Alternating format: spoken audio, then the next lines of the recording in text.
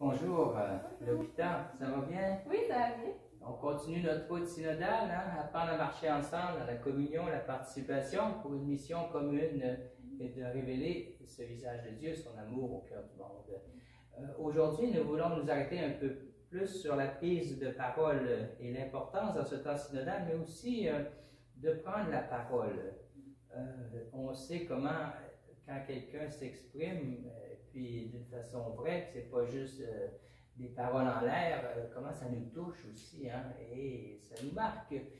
Quand les parents ont un enfant qui commence à parler, ils se réjouissent parce qu'il commence à affirmer sa personnalité et puis son être unique. Et quand un enfant ne parle pas, on s'inquiète. Qu'est-ce qui se passe? Qu'est-ce qui se passe?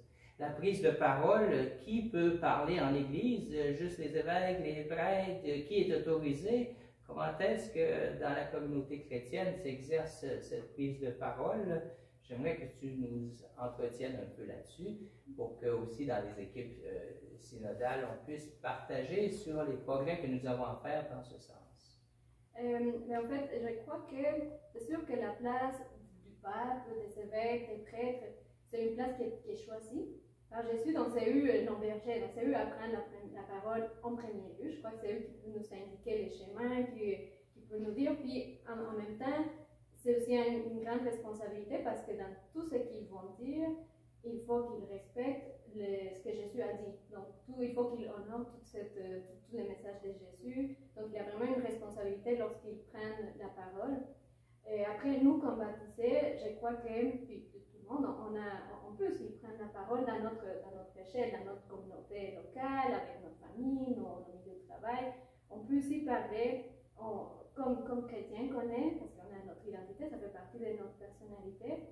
Et on peut parler aussi librement de qu'est-ce qui nous habite, mais en gardant en tête que tout ce qu'on dit, étant donné qu'on parle au nom de la communauté chrétienne, alors on parle au nom du corps du Christ, alors on parle au nom de Jésus en quelque sorte, donc il faut qu'on fasse attention à ce qu'on dit, parce qu'on les représente aussi dans notre milieu. Donc c'est ça que j'avais réfléchi par rapport à la question, c'est une grande responsabilité de prendre la parole.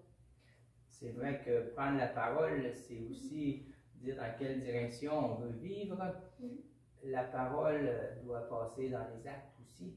Le témoignage est une parole qui me semble importante à l'heure actuelle. Oui, tout à fait. En fait, si on dit des choses puis on n'agit pas en conséquence, alors c'est mieux de rien dire parce que notre témoignage passe avant de ce qu'on dit. Donc, c'est mieux des fois de parler plus avec nos témoignages, puis après aussi de ne pas hésiter à parler pourquoi on vit d'une certaine façon, pourquoi on fait des choses d'une certaine façon, qu'est-ce qui nous habite.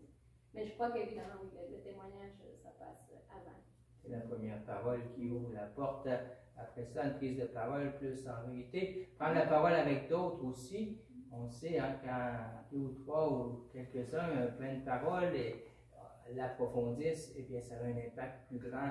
Une parole isolée, ce n'est pas nécessairement ce qui est le plus favorisé, quoique la parole de chacun est importante, mais une parole ensemble. Comment on va développer ça en Église davantage, une parole ensemble, pas avoir honte non plus de dire, de témoigner ce qui nous tient à cœur, et puis aussi d'échanger, de réfléchir. Une parole réfléchie, c'est important aussi. Tous ces aspects-là, on va en parler dans les équipes synodales. Merci de votre expérience aussi, qui nous dit l'importance de croire aussi de plus en plus à la parole qui monte en nous et que le Seigneur nous inspire. C'est celle-là qui peut des fois influencer les meilleurs choix. Une parole de sagesse, une parole de science, l'Esprit Saint. Dans le synode, on fait beaucoup l'Esprit Saint qui nous inspire l'écoute, mais aussi la parole attentive, la parole de vérité, pour pouvoir rendre la dignité à chacun et révéler la vocation à chacun. Alors merci, on poursuivra dans les échanges locaux.